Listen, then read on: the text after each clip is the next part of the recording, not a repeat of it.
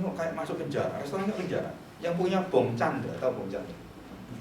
Motivator muda, ya Kristen. Dan dia mengalami kehidupan.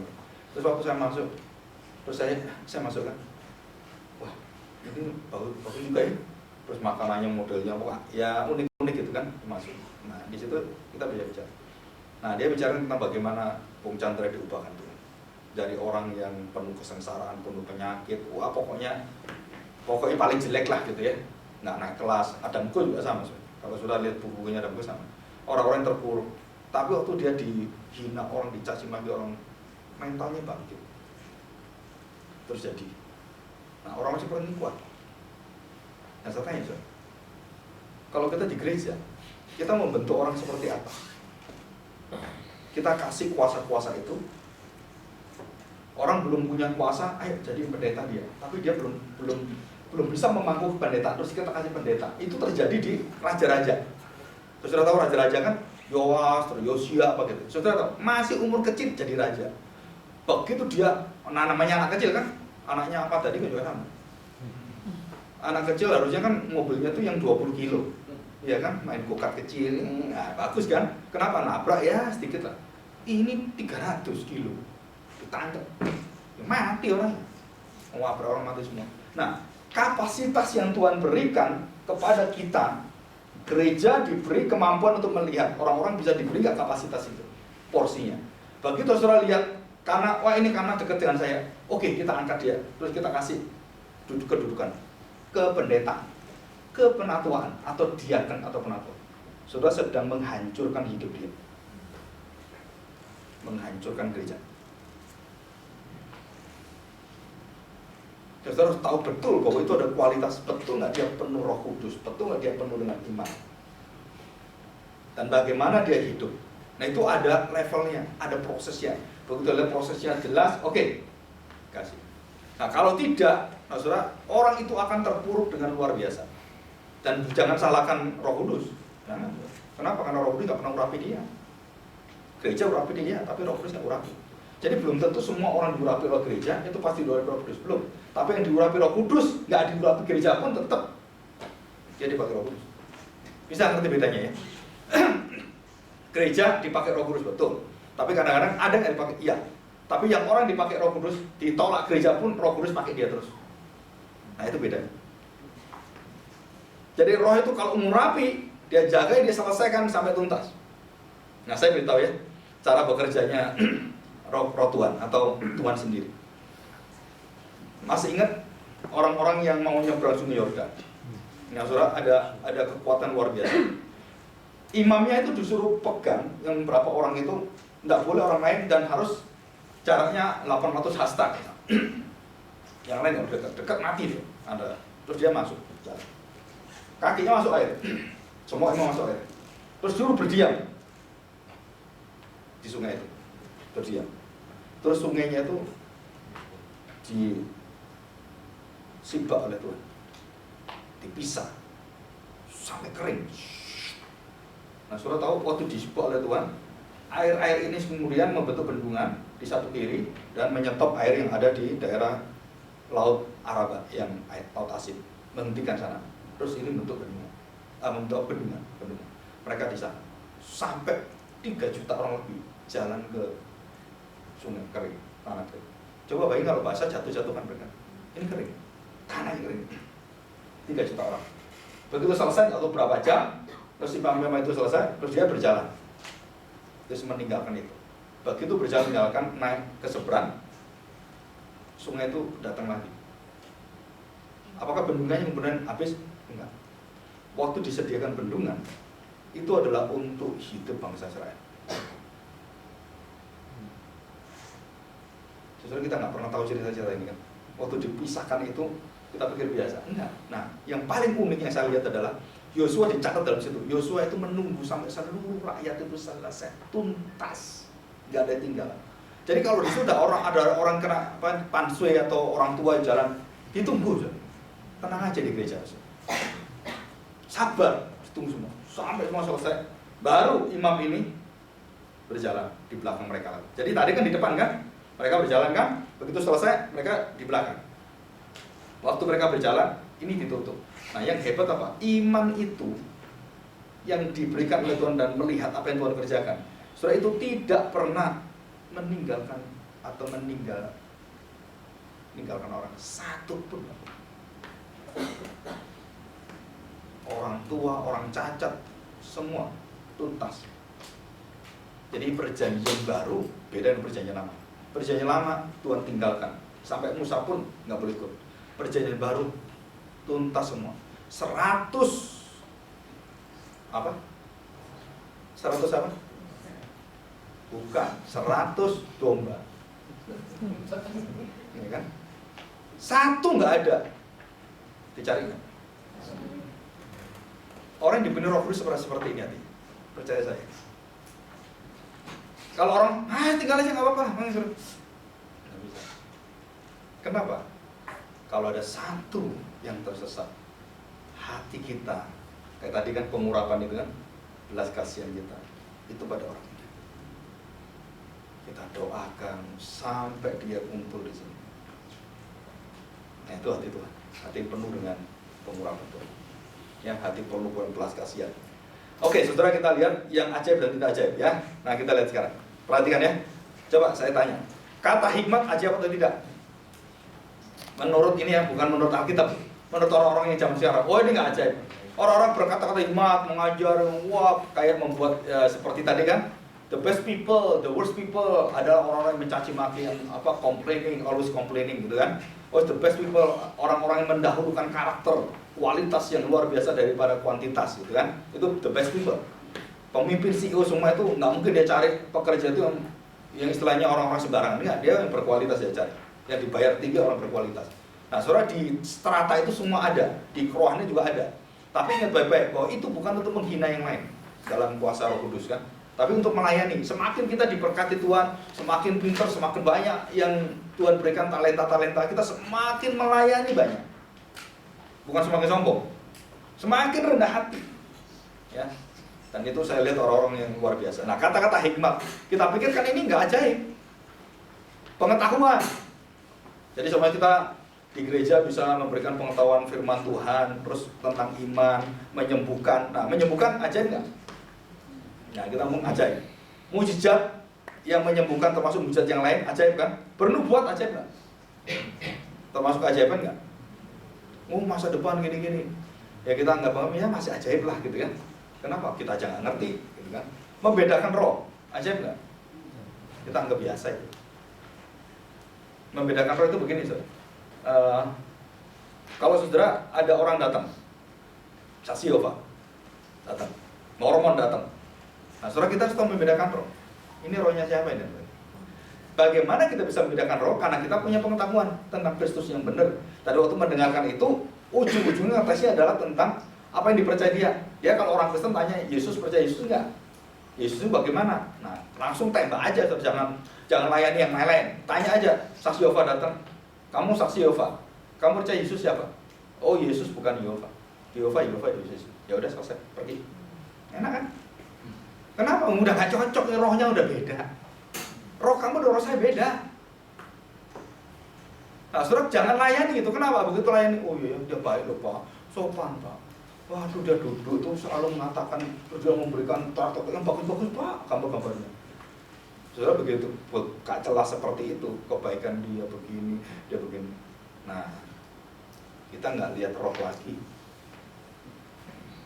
Begitu, kita lihat kebaikan orang, kita lihat ya sopannya orang. Nah, saudara di situ iblis seneng loh. Ada orang mengatakan saya ke gereja ini seneng loh, kenapa? Luar biasa loh, sopan sekali. Ya? Dicari gereja itu sopan. Kalau sopan gitu, satpam di BCA lebih sopan dari kita. Betul nggak ya? Mari Pak, dibukain ayo. Sopan loh. Dia nggak penuh Roh Kudus lagi.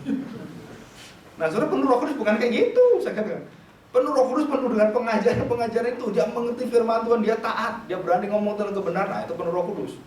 Ya, berbagai bahasa lidah. Nah, saudara, kadang-kadang kita katakan ini masih ajaib.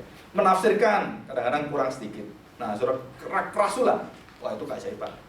Tapi sekarang banyak orang percaya kerasulan, bahwa orang biasa pun bisa menjadi rasul. Nah itu bukan rasul seperti 12 rasul, bukan. Tapi Diutus dari kata rasul, messenger. Nah itu rasul, ada orang yang diutus. Betul kalau itu rasul, tapi dia bukan menjabat rasul yang seperti itu. Jadi kita harus percaya bahwa 12 rasul itu sudah tidak ada lagi, tidak bisa ditambahkan. Jadi kalau ada katakan, oh ada rasul itu melawan firman Tuhan. Kerasulan secara jabatan fungsi ada, ya saya percaya ada. Tetapi bukan kedudukan dan orangnya. Itu nggak ada. Nabi juga ada. Karena kita semua adalah nabi, imam, dan raja. Dalam 1 Petrus 2 ayat 9. Kita adalah imam-imam, kita adalah nabi-nabi, kita adalah raja-raja yang bersama-sama dengan Tuhan nanti di akhir zaman. Ya. Nah kita lihat selanjutnya. Nah melayani, kita anggap apa? Biasa melayani. Ke rumah sakit, bukan mujizat itu. Memimpin pujian, memimpin acara, itu nggak ajaib. Melayani, menasihati, membagikan, memberi pimpinan, menunjukkan kemurahan, memberitakan Injil, dianggap itu biasa. Gembala, biasa. Berbicara menyambut firman Tuhan, berkhotbah, biasa, nggak ada kuasanya. Kalau khotbah nggak terjadi mujizat, itu nggak ajaib khotbah. Nah, saudara, dari pengertian ini, apakah semua sifat karunia itu ajaib? Nah, kita bandingkan sekarang. Kesembuhan melalui dokter, langsung atau tidak langsung? Jadi, melalui dokter ya, langsung tidak langsung, ataupun tanpa dokter. Saya tanya, mujizat nggak?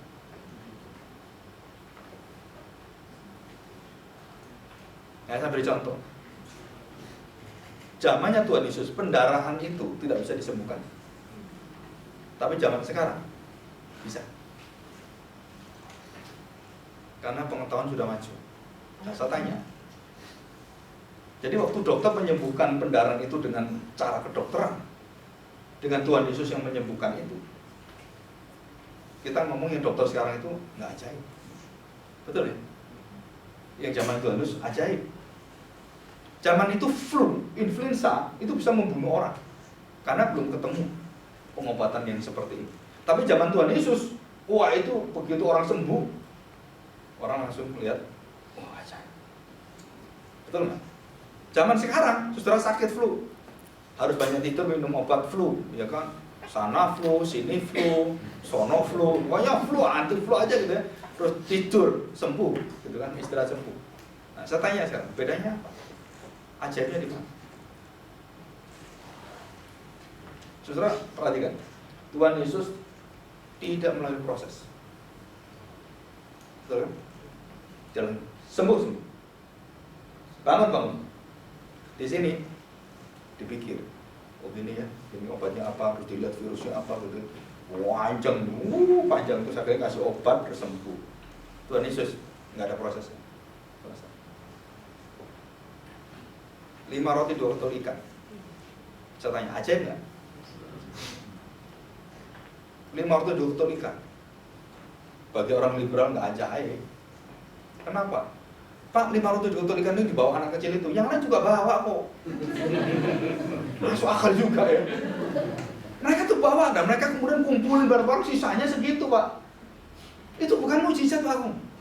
Ini profesor yang ngajar saya, nggak ada mujizat. Yesus berjalan di atas air, itu juga bukan mujizat. Itu di pinggir pantai dia.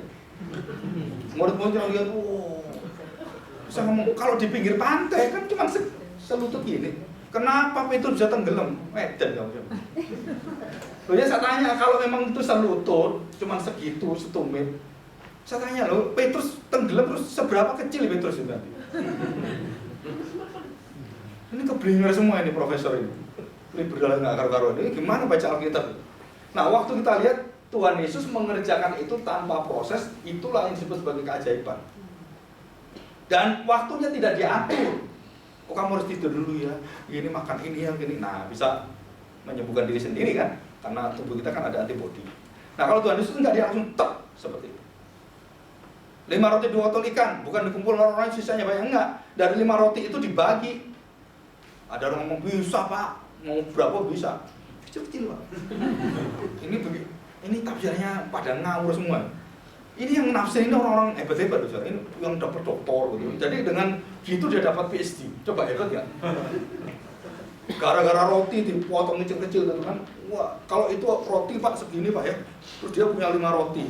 Di situ ada apa? Berapa orang? 5.000 atau 4.000 orang gitu ya.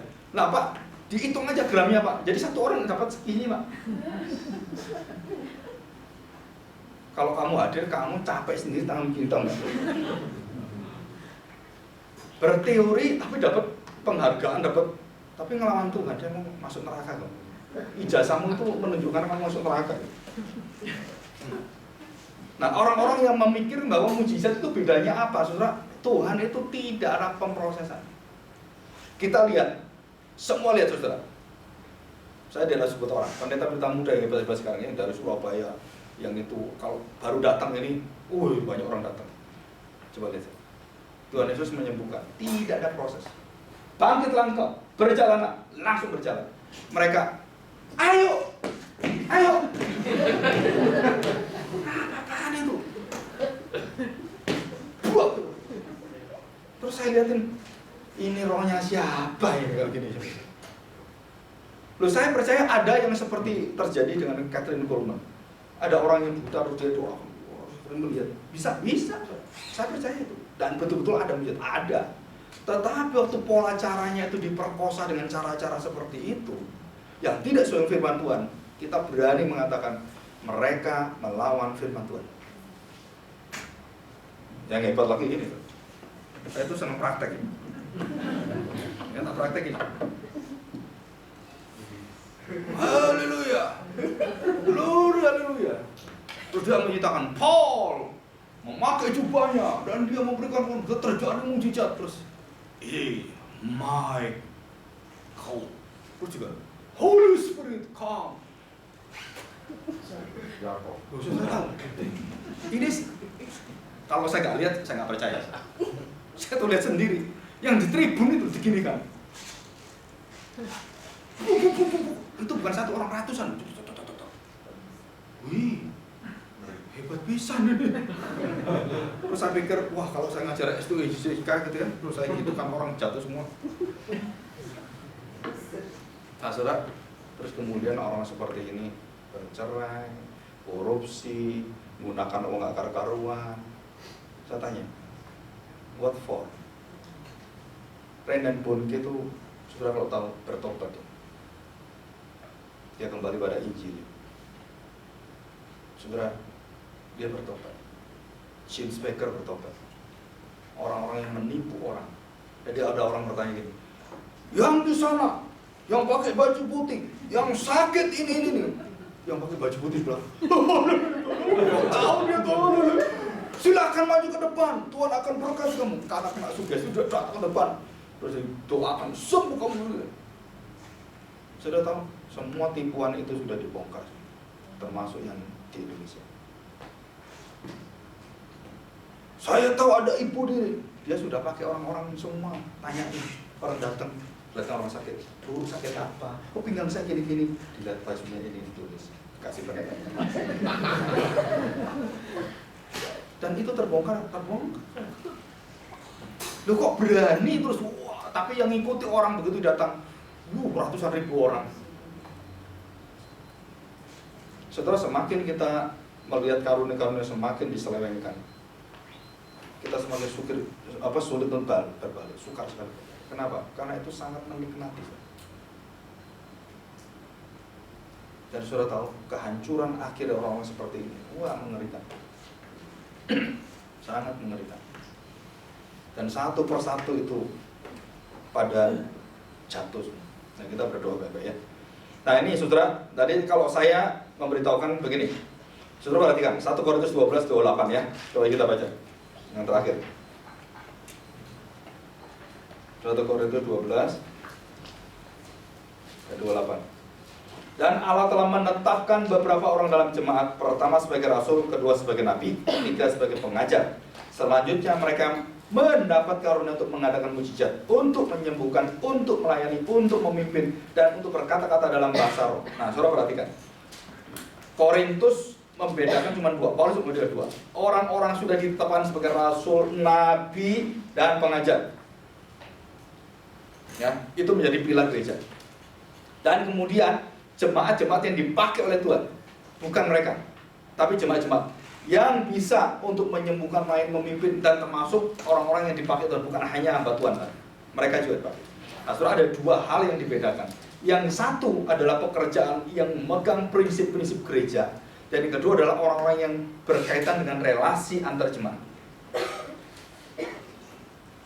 Jadi di dalam gereja harus memiliki dua ini untuk mengontrol seluruh ajaran-ajaran dan gerakan-gerakan dalam jemaat. Saudara, harus ada yang mempelajari firman, orang yang teachingnya luar biasa, yang memperdalam dan dia tahu bedanya gimana. Itu menjadi kekuatan visi kita, jadi supaya nggak goyang-goyang. Kenapa? Kalau itu nggak ada, semua orang katakan aku bener, begini-begini, ini nggak bisa. Nah, orang itu yang berada di atas, yang memegang firman dan yang memegang pengembalaan, terus kemudian orang-orang yang mengatur, diberi kuasa. Itu biasanya penatua diaken, kalau biasanya gitu ya. Nah, yang biasa menangani pengajaran pengembalaan itu penginjil, pendeta, dan penginjil. Biasa dibagi dua gitu. Nah, dua ini yang punya power kuat, dan yang dibawa baru mereka saling menasihati ini semua. Nah, dari tulisan inilah kita tahu bahwa gereja-gereja pada zamannya rasul-rasul, mereka diberkati Tuhan dengan luar biasa. Ya, diberkati apa? Ya ini karunia-karunia yang luar biasa. Jadi pembagiannya betul-betul bukan pada rasulnya. Mereka berdoa dan Roh Kudus sendiri langsung pakai mereka, dan tidak ada proses seperti diangkat, nggak ada. Diaken diangkat, ini diangkat. Tapi karunia ini enggak. Jadi orang bisa bernubuat itu nggak ada diproses. Kamu diurapi dulu untuk bernubuat, enggak. Itu langsung Roh kerja, langsung. Nah, sekarang ada gerakan dinamakan gerakan The School of Bahasa Roh. Bagaimana bernubuat diajari, so. Ayo nanti kamu bernubuat begini ya. Jadi guru-gurumu buat ini, nabi-nabinya itu buka kursus yang $120, terus mereka datang diajari bagaimana bernubuat di sini, bagaimana berbahasa roh. Saudara, di Alkitab tidak ada yang boleh mengajar hal-hal seperti itu. Tetapi sekarang banyak orang membuka seperti itu. Jadi kalau kamu menjadi pelayan Tuhan, kalau kamu menjadi pendeta di gereja kami, kamu harus bisa bahasa roh. Kalau enggak boleh jadi pendeta. Saya tanya, saudara, itu aturan dari mana? Oh, kalau kamu tidak memenuhi syarat ini,